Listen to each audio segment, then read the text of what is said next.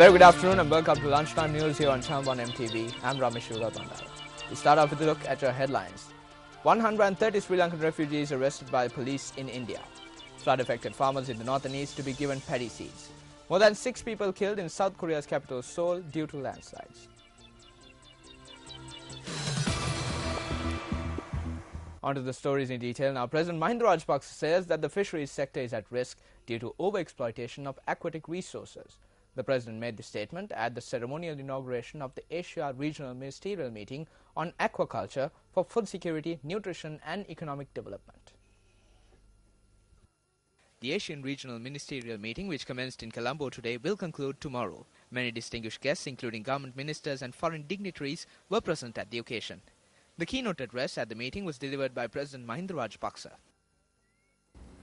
As an island nation, we have a very long tradition in fisheries, a tradition that keeps expanding with growing demand for fish, which forms a very important source, amounting to 70% of animal protein in the national diet of Sri Lanka. It is remarkable that the Asian region, with its vast fisheries resources, produces more than 90% of the world's farmed fish. This reflects the importance of aquaculture for food security, nutrition, and economic development. But as in many other sectors of food production, essential to humankind, fisheries is also greatly threatened today. The fisheries resources are overexploited.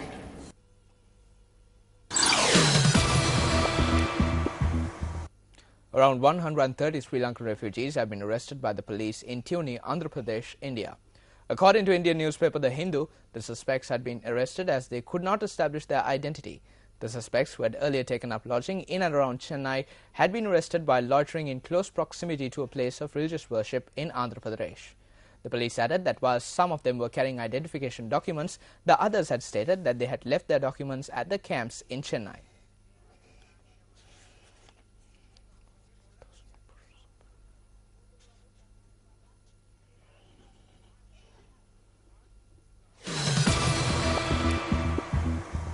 Well, the government has decided to distribute 500,000 bushels of paddy seeds amongst farmers in the north and east of the country whose cultivations were destroyed during the floods earlier this year.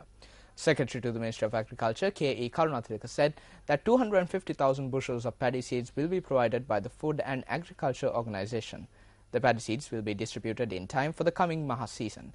Karunathilaka added that cultivations in the north and east were severely affected by the floods experienced in January and February this year.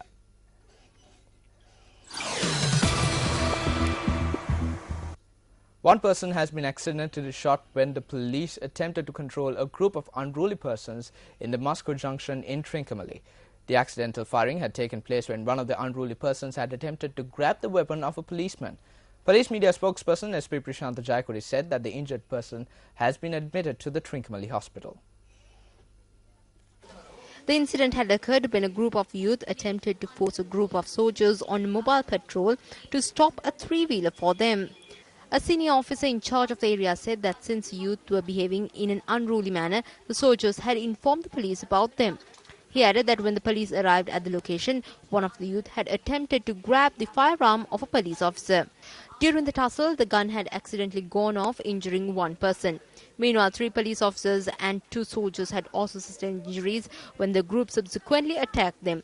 The police media spokesperson went on to state that 4 youths had been taken into custody. Police are on the lookout to arrest another 6 suspects with regard to the incident.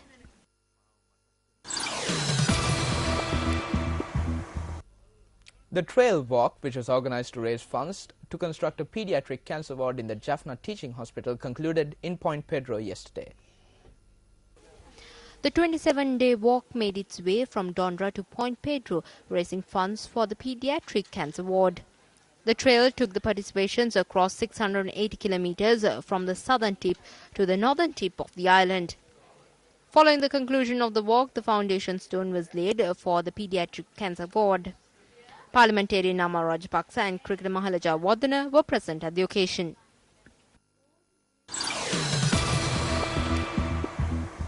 The Mahawali authority states that around 40,000 families residing on the Mahawali lands do not possess title deeds. Director General of the authority DMC Disanayaka said around 20,000 of them will be provided title deeds during the course of this year.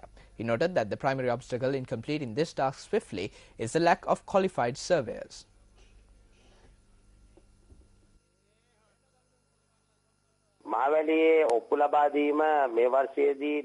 100,000 deeds for lands in the Mahawali zone are to be handed over this year. Up to now, 60,660 deeds have been distributed. The main obstacle that we face when distributing deeds is the lack of sufficient quantity surveyors. Another issue that we face is that some of the lands have disputes about ownership.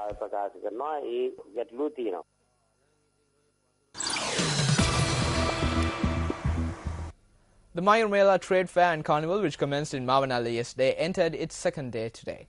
The trade fair will go on until the 31st of this month at the Mavanala Public Grounds. The event is jointly organized by the Old Boys Association of Mavanala Mayurapada Central College and News First. A large crowd had attended the trade fair and carnival on the opening day. The News First team organized a special media workshop for the students in the area at the Mayurapada Central College. News First is also conducting screen tests at the News First mobile studio, which has been set up in the carnival grounds. Well, you can share your experiences at the Mayur Mela exhibition and carnival in Mavanala with the entire country through News First. You can do this by sending us the video clips captured at the carnival on your mobile phones via email or MMS. Make sure your clips are less than 15 seconds and they reach us before 4 p.m.